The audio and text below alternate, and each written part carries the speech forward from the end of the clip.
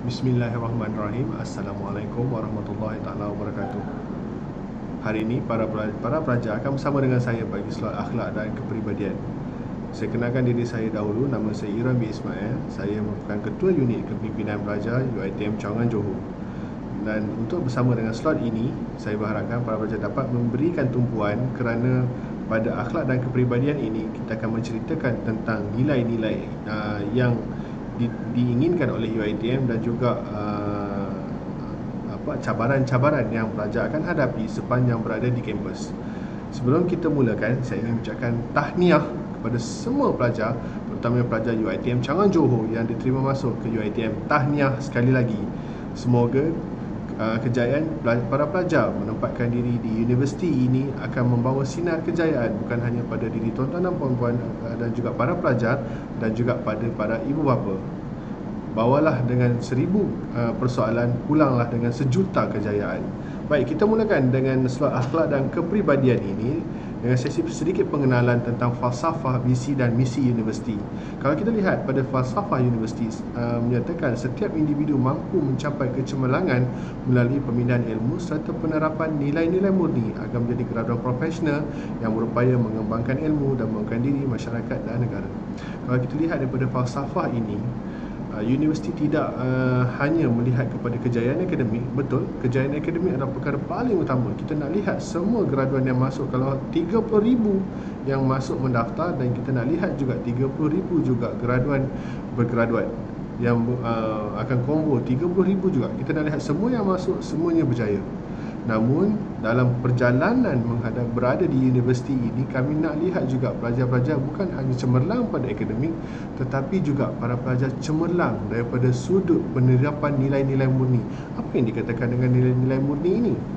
Nilai-nilai murni ini adalah kita nak lihat soft skill pelajar, leadership pelajar, kepimpinan pelajar, keusahawanannya, dan juga nilai-nilai soft skill, teamwork, and then kita kata independence. Semua kita nak lihat penerapan nilai-nilai ini berjaya melahirkan seorang graduan yang berjaya. Kerana kalau kita dapat lihat penerapan nilai-nilai murni inilah menjadikan seseorang itu bukan hanya berjaya daripada sudut akademik, tetapi juga akan membawa satu nilai murni yang akan diterapkan dalam masyarakat dan juga negara. Kita tidak hanya melihat kecemerlangan akademik itu semata-mata, tetapi kecemerlangan pada diri dan nilai pada diri kita itu membawa kepada kemajuan negara. Sedangkan kalau kita lihat pada zaman sekarang, tuan-tuan bersaing dengan puluhan ribu yang mengikuti bidang yang sama, program yang sama, tetapi nilai-nilai murni itulah yang membezakan antara kita dan orang lain. Jadi bila kita melihat kepada falsafah universiti ini, apabila pelajar-pelajar datang ke universiti mengejar ilmu, teruskan dengan cabaran yang dihadapi, namun carilah nilai-nilai murni itu untuk dibawa keluar pada masa akan datang. Kerana diplomanya mungkin sama dengan orang lain, degreenya mungkin sama, tetapi yang bezanya adalah nilai-nilai murni itu. How you be independent, how you can work in team, how you can be strive to survive. Kalau kita kata last minute task or whatever not, benda-benda itulah yang para pelajar boleh lakukan dengan baik. Okey, baik, seterusnya kita pergi kepada misi dahulu. Kalau kita lihat kepada misi, kita nak lahirkan kepakaran bumi putra dalam semua bidang. Ini adalah hajat harapan universiti. Kalau kita lihat misi untuk melahirkan keilmuan, kepakaran dalam semua bidang. Kalau para pelajar buka senarai program yang ada di universiti ini, boleh kita nyatakan apa je program yang tak ada di UiTM. Hampir kesemuanya ada di UiTM. Kerana itulah kita kata nak mempertingkatkan keilmuan. Ilmu daripada sudut akademiknya, namun ilmu daripada sudut nilai-nilainya, profesionalnya. Kalau pelajar datang ke sini untuk mempelajari tentang keusahawanan, belajar, kita nak pelajar itu tahu apa itu nilai keusahawanan, apa itu nilai kepimpinan, apa itu nilai dalam melahirkan seorang graduan yang profesional. Bukan hanya daripada sudut bidangnya, tetapi dalam apa jua bidang, pelajar adalah seorang yang profesional, baik daripada sudut perakaunannya, perniagaannya, kejuruteraannya, perfilmannya, dan namakan je apa jua program yang ada. Kita nak lahirkan suatu hari pelajar ini keluar membawa satu komposisi satu nilai murni yang boleh dicontohi, yang boleh kita guna pakai dalam komposisi masyarakat untuk kita bangunkan negara dan bangunkan masyarakat di masa akan datang. Jadi daripada bertitik tolak daripada misi itu, UiTM ingin menjadi sebuah universiti unggul berteraskan kesarjanaan, kecemerlangan akademik bagi menerujui dinamisme Bumi Putra. Bila misi kita tercapai, insya-Allah visi itu tercapai untuk menjadi sebuah universiti unggul. Kerana bila anda keluar, bila para pelajar keluar nanti, orang akan lihat, ini graduan UiTM. Berjayanya graduan UiTM, maka berjayalah universiti. Suksesnya pelajar UiTM, maka sukseslah universiti. Jadi untuk menjadi universiti unggul, kita bukan hanya menerapkan kepada staf, kaki tangan, pensyarah, tetapi juga keutamaan kita adalah kepada para pelajar. Apa yang lahir daripada universiti ini, maka bila dibawa keluar, itulah hasil yang kita nak lihat supaya membantu universiti ini.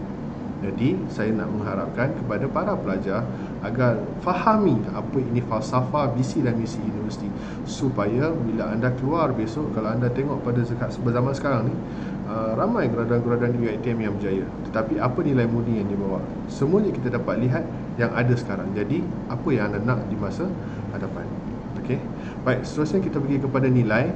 Pada 2010 hingga 2019 kita ada budaya perdana, yang mana kita lihat dalam budaya perdana ni ada pantas, empati, relevan, daya saing, amanah, adil, integriti dan ada lain-lain lagi lah. Jadi kita lihat dekat sini, kita membawa nilai budaya perdana itu dan nilai juga etika itu untuk melahirkan insan yang berintegriti.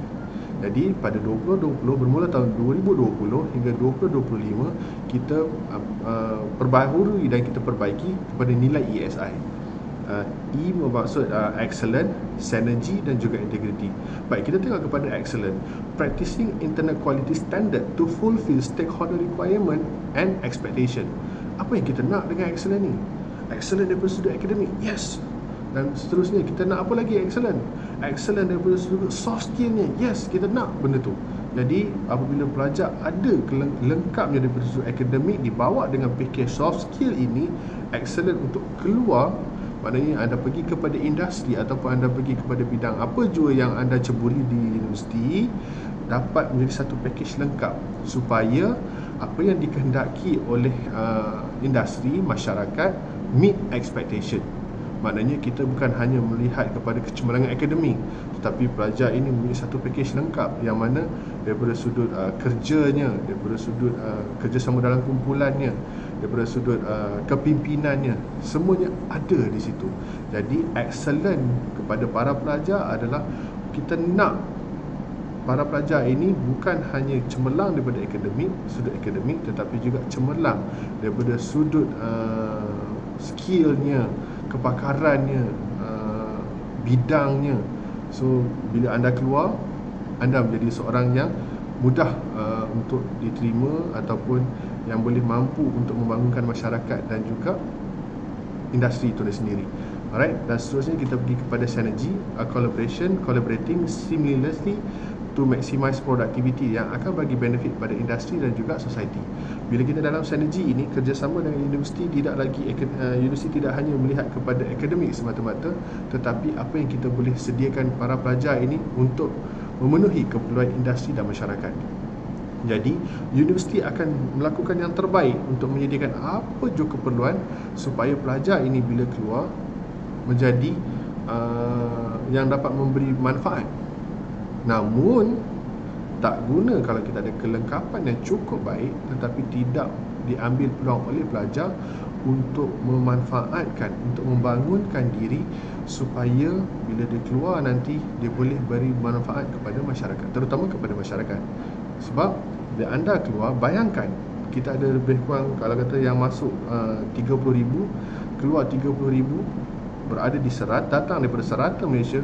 Bagaimana sinergi itu mampu kita kembangkan supaya nilai-nilai yang baik, nilai-nilai yang murni dapat kita terapkan dalam komposisi masyarakat.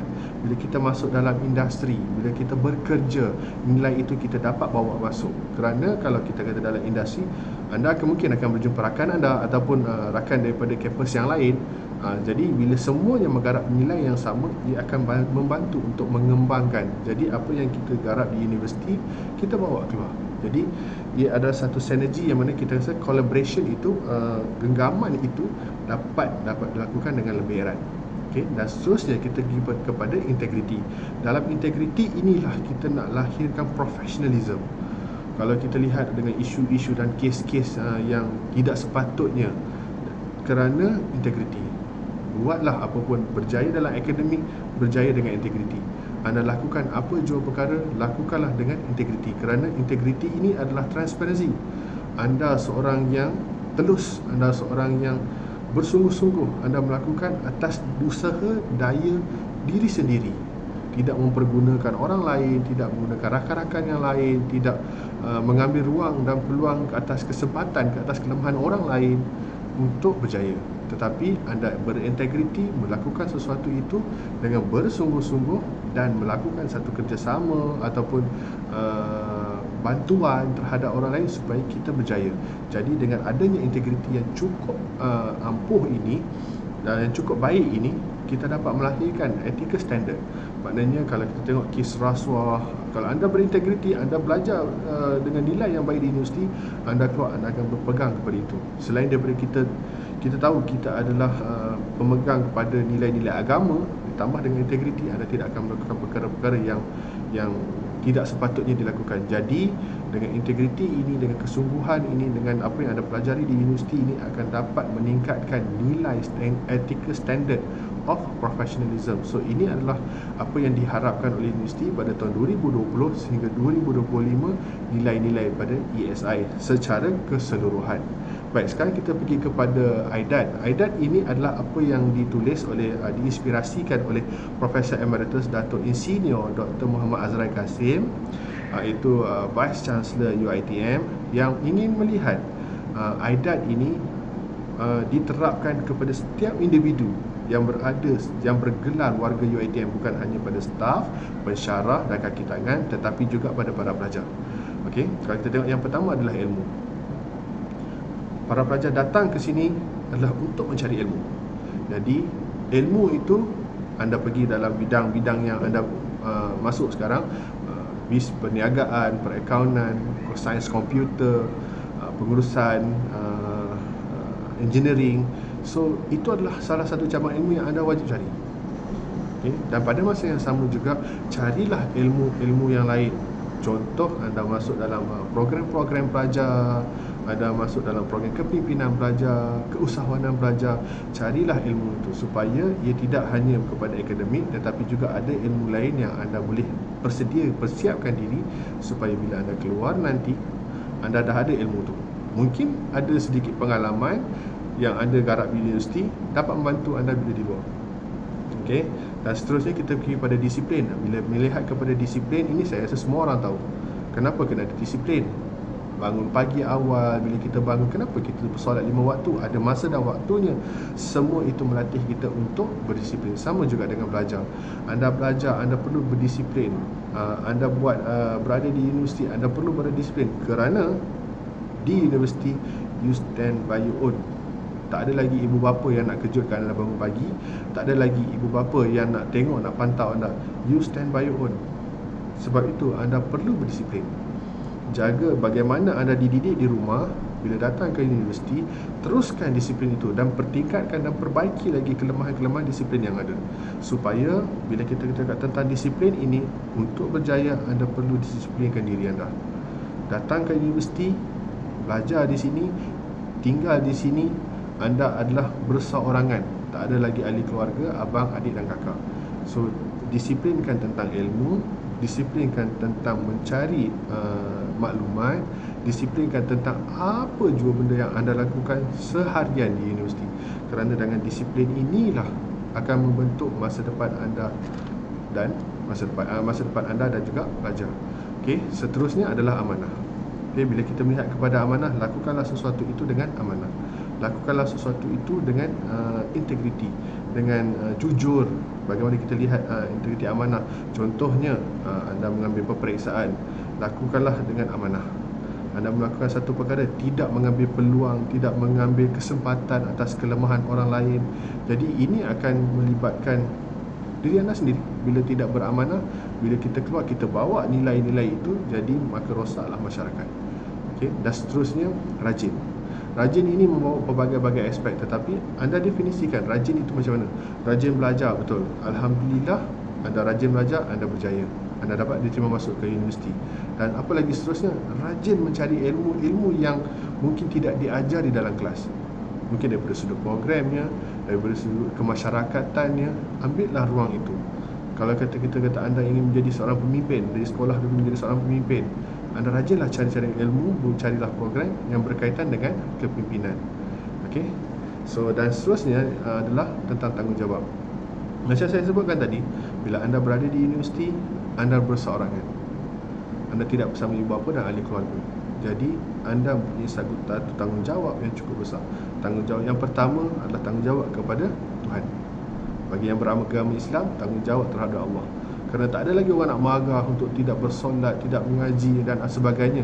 Tetapi anda bertanggungjawab ke atas diri sendiri. Okey, dan anda juga bertanggungjawab atas kejayaan hidup anda selepas ini. Kerana apa jua kejayaan akademik, apa jua ilmu soft skill yang anda bawa, itu adalah tanggungjawab anda sendiri. Kerana anda yang menentukan apa yang anda nak. Jadi tanggungjawab ini anda galas, anda pikul untuk diri sendiri. Dan jangan lupa tanggungjawab kita terhadap ibu bapa. Kerana anda datang ke universiti, belajar di universiti, ibu bapa meletakkan harapan. Bukan harapan untuk menanggung mereka esok, tidak, tetapi harapan untuk melihat anda berjaya. Jadi tunaikanlah tanggungjawab itu, dapat membanggakan ibu dan ayah dan memenuhi kehendak diri dan juga masyarakat.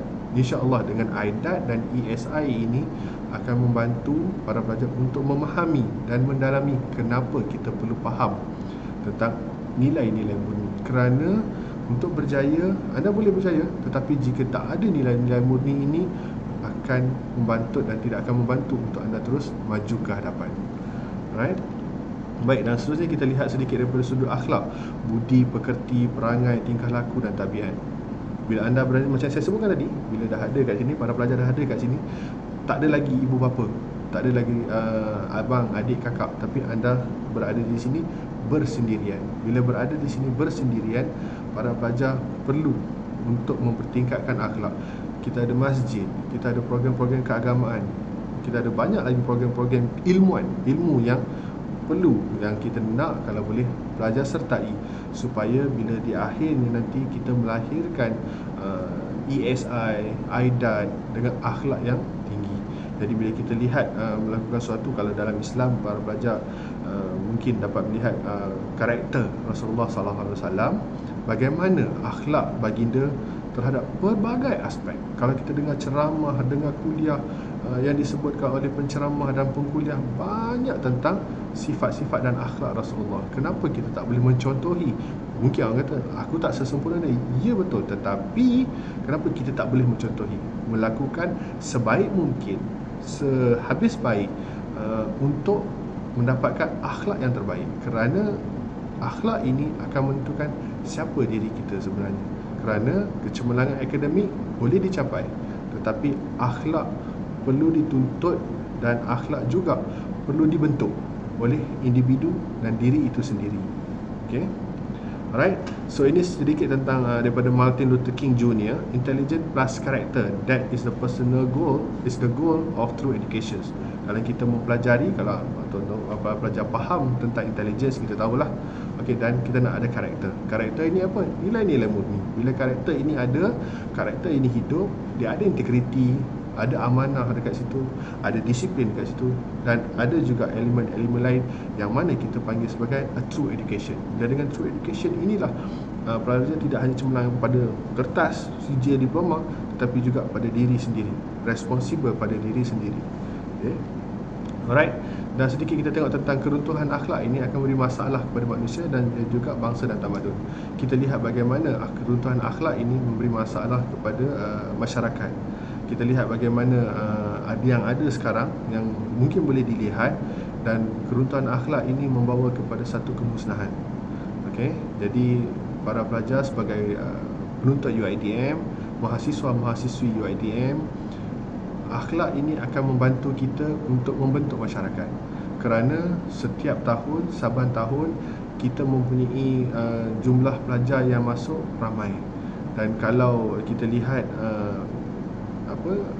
jumlah pelajar yang ada sekarang adalah hampir dalam 120,000 lebih.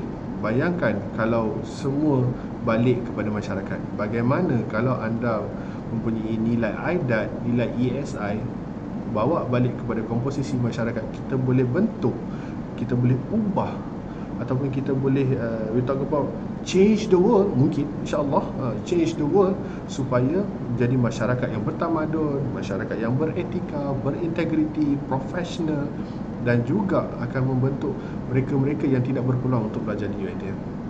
Ini adalah satu cabaran yang mana pelajar UiTM perlu bawa. Tak guna kita sebut tentang jumlah, tetapi hikmatnya ataupun kita kata tentang nilainya tidak dibawa ke dalam masyarakat. Alright, dan kita sebelum kita berakhir, kita lihat kepada cabaran-cabaran. Ada cabaran dalaman dan juga ada cabaran luaran. Kalau kita lihat kepada ilmu, mesti ada iman, ada takwa, ada ihsan. Ilmu sepengetahuan saja tidak mencukupi. Sebab itu kita kata iman tidak dapat diwarisi. Okay? Tetapi iman itu perlu dicari, iman itu perlu diterapkan. So dalam kita, bila kita berada di sini, kita jaga diri kita, jaga ilmu kita, jaga akhlak kita. Kerana akhlak itu adalah sesuatu yang tak boleh dijual beli. Kita tak boleh waris benda tu. Kalau tak ada benda tu, maknanya hilanglah, hanyutlah. Jadi terapkan dalam tu. Banyak program-program universiti berteraskan keagamaan, keusahawanan, kepimpinan, kesukanan, kebudayaan. So gunakanlah semua ruang-ruang ini untuk melengkapkan dalaman kita. Kerana kalau kita bila berjaya melengkapkan dalaman tu, bila kita keluar, kita mempunyai satu daya tahan. Kita dah tahu, kita dah ada pengalaman. Kalau kita tengok dekat sini, ada yang kata tak ada role model dalam keluarga, hubungan kekeluargaan jadi renggang.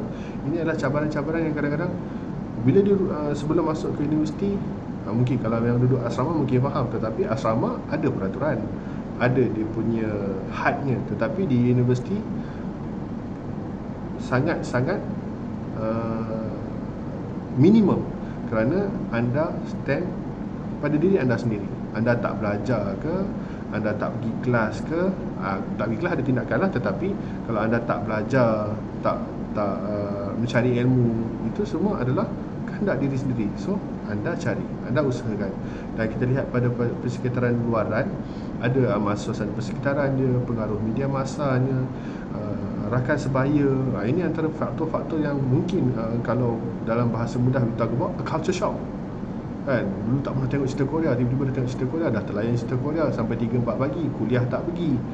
Kan, sudah dah jadi Korean pula. So ini antara perkara-perkara mungkin yang kita lihat kena tangani dengan baik. Bila pelajar-pelajar dapat tangani dan lakukan dengan baik, saya tidaklah menyatakan bahawa tengok cerita atau movie itu salah, tidak. Tetapi para pelajar harus bijak dalam menangani, membahagikan apa yang prioriti dan apa yang boleh dilakukan pada semasa. Kerana di universiti ini banyak ruang dan peluang yang anda boleh ambil. Okay? Dan kerana di sini juga anda akan melihat rakan-rakan, pensyarah, staf dan kaki tangan, bagaimana kita boleh mengambil ruang. Kerana kalau kita lihat, apa yang anda perlu lakukan adalah untuk terus bergerak ke hadapan. Cabaran pasti datang. Kalau tak ada cabaran tu, maknanya kita tak lengkap lah. So cabaran pasti datang. Jadi bila dengan adanya cabaran, anda lakukan dengan baik, anda tanganinya dengan baik, insya-Allah anda akan terus berjaya. Jadi kalau kita lihat daripada nilai akhlak dan kepribadian ini, semuanya bertitik tolak kepada diri kita sendiri, bertitik tolak daripada dalaman kita sendiri. Bagaimana kita hendak membantu diri sendiri untuk berjaya di masa hadapan. Ibu bapa, pensyarah, kaki tangan boleh bagi sokongan, tetapi berkehendakkan kejayaan itu adalah diri anda sendiri. Jadi lihatlah supaya nilailah diri anda sebelum datang ke UiTM ini, sebelum anda belajar ke sini ni, tengok diri kita macam mana. Letakkan, pasakkan satu harapan ataupun satu matlamat untuk dicapai, supaya di masa hadapan anda boleh berjaya. Jadi itu saja daripada saya. Sekian, wabillahi taufiq wal hidayah. Assalamualaikum warahmatullahi taala wabarakatuh.